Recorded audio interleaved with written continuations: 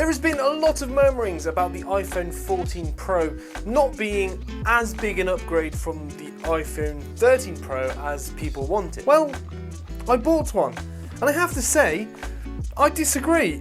It is definitely worth it, especially in my circumstance. So the actual upgrades from the 13 Pro do seem quite minor. Most of the focus seems to be on the new dynamic island, and as much as that is a cool way to utilise the pill system they got going on the notch, it doesn't really add that much actual functionality. There is a much brighter screen, a slightly faster chip, and some improvements to the cameras too. It supports an always-on display, and there are improvements made to the battery, although this isn't as noticeable as some people might hope, just because of the sort of increasing demand from iOS 16, plus that always on display and the better brightness use more battery. Now before, when you upgraded, you would tend to have a lot more new capabilities, sometimes even a newer design, and that sort of gave you a feel of more of an upgrade. This seems much more like it's just an improvement as opposed to an entirely new phone, and that's been the case probably for the last couple of models, the 12 Pro and the 13 Pro. And it's almost like the 13 Pro was the 12 Pro S and the 14 Pro is the 12 Pro SS. And when I switched it on, there wasn't a lot more that I could actually play with that is new, and really. The software is exactly the same, it transferred all my stuff over, so it just seemed like having my old phone, just with a slightly different shell. So that does somewhat make it feel slightly less exciting when you get a new phone, but I am still definitely very happy and glad that I made the upgrade. Well, I didn't upgrade from the 13 Pro, I didn't upgrade from the 12 Pro. I actually had the iPhone 12 as it was, and it was a very, very good phone. I'm really super happy with it, and I used it all the time for various different things, including doing what I'm doing now, which is filming my YouTube videos. And if you're unaware, I do all of my filming on my iPhone, and I have done on my iPhone 12 up until the last couple of videos where I've now had this iPhone 14 Pro. In fact, what you're seeing now is cinematic mode filmed on the iPhone 14 Pro. In fact, every shot in this video will either be taken on the iPhone 14 Pro, or if the iPhone 14 Pro is in the shot, it is taken from my iPhone 12. So suddenly when you're looking at that kind of jump, it does seem like an absolutely massive upgrade. Now, I'm not the wealthiest person in the world, and I tend to try and go for the entry level on things, which is why last time I had the 12 instead of the 12 Pro. And as much as I've gone for the 14 Pro this time, I did have to sort of keep it as much in budget as possible. So I got the entry level 14 Pro, which is the 128GB version. Now, that's what I did on my 12 Pro. I got the entry level, but that was 64GB. So I'm already getting twice the amount of storage on my phone. And when I'm doing a lot of filming and I'm filming multiple things a day, it actually helps a lot. It means I'm having to transfer files and delete them a lot less frequently than I would normally have to. Now, ultimately, don't get me wrong, if I was absolutely minted, I would have gone for the 1TB version, but I couldn't justify doing that, so this is still an improvement for me. Now, next is cinematic mode. What a difference when you're talking about these talking headshots. Suddenly, the setup I have looks 1,000 times better. And this is also the reason why the 14 Pro is the best iPhone for me. Most of the features on the new 14 Pro are nice, but they didn't really sell it for me. They're not the things that I'm striving to get, and they're not improvements that I was desperate to have to my current phone. And it doesn't really sell the 14 Pro to me over the 13 Pro. But I record all of my videos in 4K. Ooh, you're hard, showing off. So on the iPhone 13 Pro, the cinematic mode only does 1080p. So having 4K cinematic mode, I mean, that was an absolute highlight for me, and that's what I'm going to be recording the vast majority of my videos in. Plus, I also get a telephoto lens, which I didn't have on the iPhone 12. I just had the normal lens and the extra wide lens. And you also get a LiDAR scanner and macro mode. Now, as much as the other things weren't enough to sway my purchase decision to force me to buy this, I have to say, now that I have it and I've been using those features, they are way more impressive than I thought they'd be. Firstly, the brightness jump. 3000 nits is the record number, and it is absolutely astonishing. Obviously, the phone naturally changes the brightness depending on what room you're in, and you don't tend to notice it. But that is where the highlight is that you just don't notice it being dim. When I go outdoors on a bright day, I look at my phone and it's just there. It's never dim. It's never too dim. Doesn't matter how bright it is.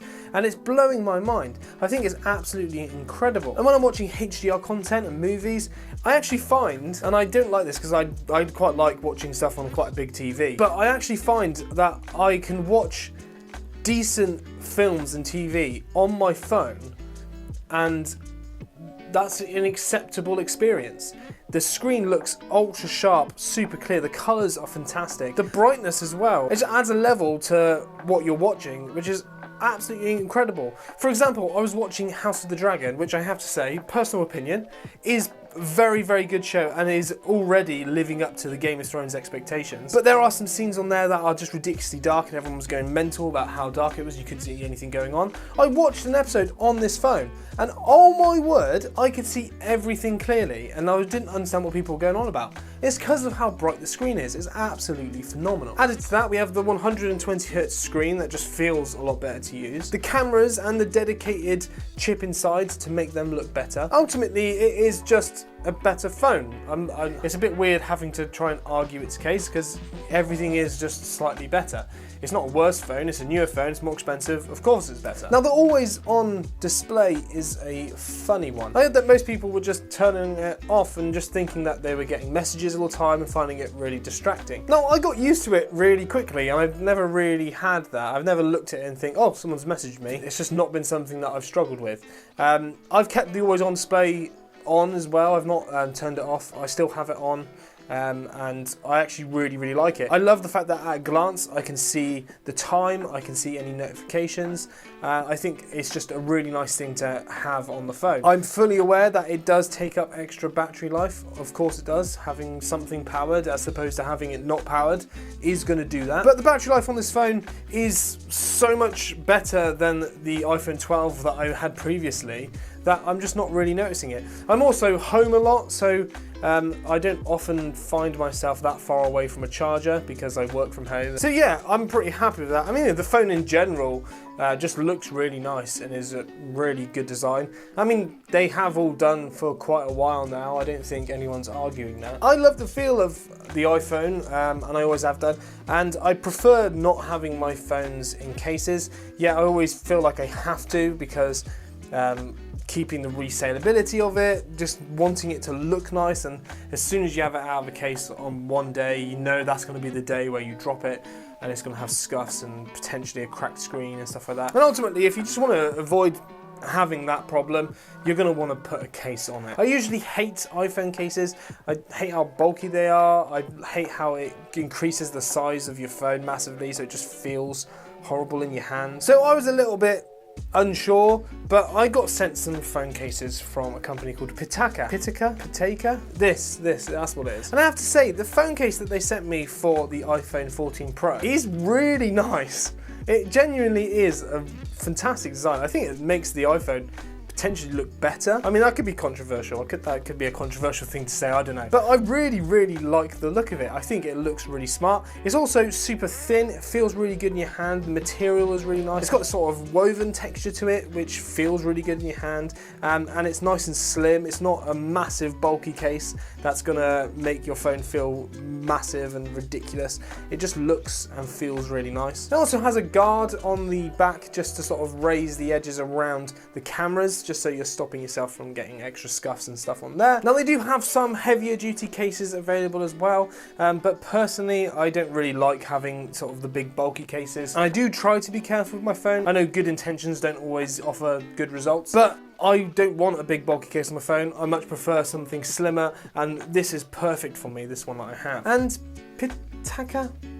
They also sent me some other accessories for things like your Apple AirTags. So I have two. I have one that has a USB-C to Lightning charger built into the thing that wraps around your keys. Really nice. You can use that as well for luggage. You can put that on your keys if you want to. You can put it on a bag. So it's having just an extra point of call, so you're never without a charger and you need to charge your phone. And they also sent me this other one that looks super cool. It's got this sort of metal shell around the outside, and it's a multi-tool essentially. So you've got screwdrivers and you've got an Allen wrench and you've got a knife that you can use to open up things.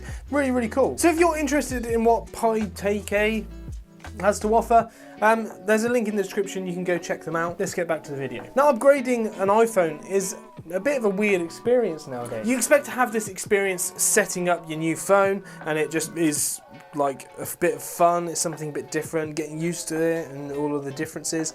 But that doesn't really happen anymore. The transition nowadays is so seamless. Your old phone just becomes your new phone. You put it next to it and you press the button to go, and that pretty much is all you need to do. It transfers everything over, all of your photos, your settings, your contacts, they're all on the new phone before you even start.